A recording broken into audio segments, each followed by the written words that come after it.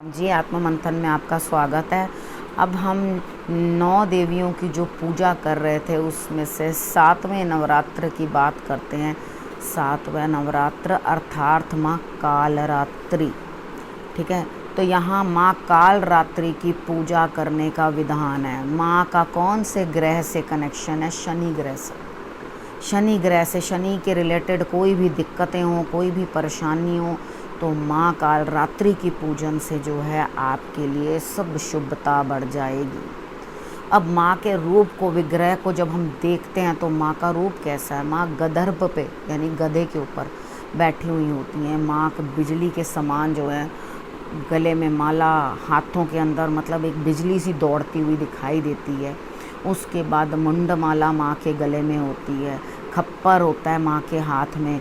माँ वर मुद्रा, अभय मुद्रा में 4 जो हैं उनकी मुद्राएं हैं। इस जो विग्रह की बात मैं कर रही हूँ उसमें खप्पर नहीं दिखाया गया, ठीक है। वहाँ माँ के हाथ में एक लोहे का कांटा और एक गला काटने के लिए खड़ग, ठीक है, ये चीज़। और एक में अभय मुद्रा और एक में वर मुद्रा माँ का जो है ये स्वरूप जो है उसमें दिखाई दे रहा है, ठीक है। यहाँ पर माँ जो हैं बिल्कुल ऐसे कड़कती बिजली की तरह लग रही हैं। माँ का रंग भी काला है और माँ के बाल भी एकदम घुंघराले और एकदम काले बाल हैं, ठीक है। तो माँ का ये स्वरूप देखकर सब जो है डर जाते हैं, लेकिन डरने वाली कोई बात नहीं होती। जो भी माँ के साधक होते हैं, साधना करते हैं, तो माँ के साधक जो हैं उनको किसी चीज़ का डर नहीं होता। अग्नि से डर नहीं लगता है ना, अंदर से किसी चीज़ का भय हो कि भी मुझे तो इस चीज़ का बड़ा डर है।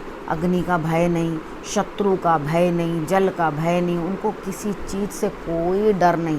रात में निकलने का डर नहीं, ठीक है। वो रात्रि में भी आराम से विचरण कर सकते हैं, उन्हें किसी चीज़ से कोई डर नहीं लगता। माता का रूप देखने में ज़रूर इस तरह का है कि वो बड़ी भयानक लग रही हैं। देखो, जब शत्रुओं को और जिनको भी आपने डराना होता है, तो जब डराने के लिए आप सौम्य रूप धारण करोगे तो कोई डरेगा नहीं, शत्रु डरेगा नहीं।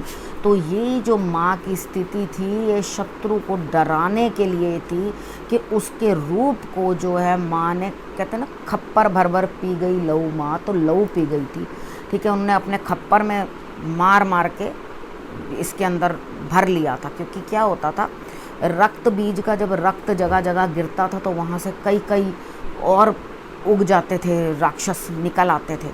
तो यहाँ पर माँ परेशान हो गई थी कि अब क्या किया जाए। अब देवताओं ने सब चीज़ें माँ पर छोड़ दी थी कि माँ किस तरह से करेंगी। जब माँ को लगा कि वो माँ का सौम्य रूप जो है वो काम नहीं आ रहा, तो माता ने अपना ये रूप बनाया जिसे देखकर गणों के गण भाग जाते थे। देखकर माँ का इस रूप को, इतना भयानक माँ ने रूप बना लिया था। लेकिन अगर आप माँ के साधक हो, माँ की तपस्या कर रहे हो, माँ का पूजन कर रहे हो, तो आपके लिए माँ बहुत शुभ हैं। इसीलिए उनका नाम शुभंकरी है, ठीक है। उन्हें शुभंकरी के नाम से जाना जाता है, ठीक है। तो माँ की जो स्टेट थी वो इतनी ज़्यादा डिस्टर्ब हो गई थी, उनके 3 नेत्र भी तो हो गए थे ना, जैसे शंकर भगवान के होते हैं, ठीक है। उनके अंदर इतनी ज़बरदस्त पावर आ गई थी जिसका कोई हिसाब नहीं, यानी कि बिजली, एकदम बिजली की तरह माँ कड़क रही थी शत्रुओं के ऊपर।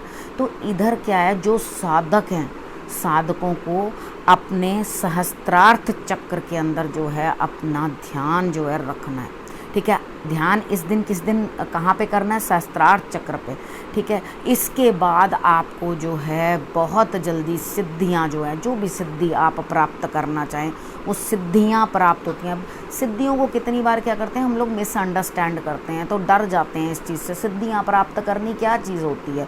जब भी आप किसी चीज़ पे मास्टरी कर लेते हो, किसी चीज़ को अच्छी तरह से प्राप्त कर लेते हो, तो वो आपकी सिद्धि हो जाती है। कितनी बार आप हनुमान चालीसा कोई देख लो, ठीक है, या हम गायत्री मंत्री बोलते हैं, कितनी बार बोलते हैं, वो हमारे को कंठस्थ हो जाता है, यानी कि बिल्कुल मुँहज़बानी रट जाता है, ठीक है। तो हम उसे लगातार जब बोलते रहते हैं तो वो क्या हो जाता है, उस पर सिद्धि प्राप्त हो जाती है। तो इस तरह से हर जाप के लिए एक अमाउंट लिखा होता है, भाई इतने तक आपने जो है जाप करने हैं, 10,000, 11,000, तो ये जाप लिखे होते हैं कि इतने आपने जाप करने हैं, तो उसके बाद वो सिद्ध हो जाता है। सिद्ध हो जाने का मतलब ना कंठस्थ, जब आपको ज़रूरत पड़े तो तुरंत मुंह से निकलता है। हमारे हर बच्चे के मुंह पर हनुमान चालीसा जो है चढ़ी होगी। वो कहीं पे बेटा डर लगे, भूत प्रेत, हनुमान चालीसा बोलो। उसी प्रकार से जब आप मंत्र जो हैं अपने अंदर पक्के कर लेते हैं तो यहाँ ये सिद्धियों का टाइम होता है, सिद्धियाँ प्राप्त करने का समय होता है। ठीक है, तो अब हर बार नवरात्रों पे आपने ऐसे ही करना है जैसे मैंने आपको समझाया। तो यहाँ पर क्या है, आपको मैंने बताया ना राक्षस का डर, ना भूत का डर, ना प्रेत का डर, किसी का नहीं। तो माँ जो है अक्षय पुण्य लोगों की प्राप्ति करवा देती है आपको। ठीक है, अक्षय का मतलब बचा जिसका क्षय ना हो सके, उतने पुण्य आपको माँ जो है वो प्राप्त करा देती हैं। तो इनका जिस तरह का नाम है उसी तरह के इनके गुण हैं। ये दुष्टों के लिए इस स्वरूप में हैं, भक्तों के लिए नहीं। ठीक है, बुरे लोगों के लिए इस स्वरूप में है, जो दूसरों को प्रताड़ित कर रहे हैं। ठीक है, उनके लिए ये रूप है माँ का, आपके लिए नहीं है। ठीक है, आपके लिए माँ शुभंकरी ही कहलाएंगी। ठीक है, अब आपने करना क्या, एक तो मैंने आपको बताया है कि शनि का ग्रह जो है उससे रिलेटेड कोई भी प्रॉब्लम हो तो माँ की आराधना करनी अनिवार्य है। इस दिन का खूब लाभ उठाएं, 7वें नवरात्र का। ठीक है, उसके बाद आपने सहस्त्रार्थ चक्र के अंदर जो है अपना ध्यान साधकों ने लगाना है। ठीक, अब उसके बाद अगला नेक्स्ट स्टेप, माँ को भोग क्या लगाना है। अब यहाँ पर क्या है, कितनी बार होता है हमें किसी ना किसी का हम शोकग्रस्त हो जाते हैं, कभी किसी का लॉस लाइफ में, या कभी कुछ ना कुछ हमसे छूट जाना, हट जाना, हमारे पास से छिन जाना चीज़, तो हम उस चीज़ से बड़े शौक में आ जाते हैं। तो यहाँ पर आपने करना क्या है, आपने इस चीज़ को हटाने के लिए माँ को गुड़ का भोग लगाना है। देखो मैं तो पता क्या करती हूँ, माँ को जो गुड़ का भोग लगवाती हूँ ना, वो एक बॉक्स के अंदर रख लेती हूँ और उस गुड़ को मैं अपने पास पूरा टाइम रखती हूँ। जब भी कुछ दिक्कत हो, परेशानी हो, शनि से रिलेटेड घर में किसी को भी कुछ परेशानी आए, उस गुड़ का टुकड़ा जो है मैं उनको खाने के लिए बोल देती हूँ अपनी फैमिली में। आप भी ऐसे ही करो जैसे मैं करती हूँ, आप वो गुड़ भोग माँ को लगा लेना ज़रूर। और उसके बाद जो है आपने वो जो गुड़ भोग लगाया होगा माँ को, वो अपने पास संभाल के रख लेना। और उसके बाद जिसको भी इस तरह का कोई तकलीफ़ हो शनि से रिलेटेड या शोक में रहता हो, उसे उस गुड़ का थोड़ा सा भोग जो है वो माँ का ज़रूर उनको दे देना। सारे शोक जो हैं वो नष्ट हो जाएंगे।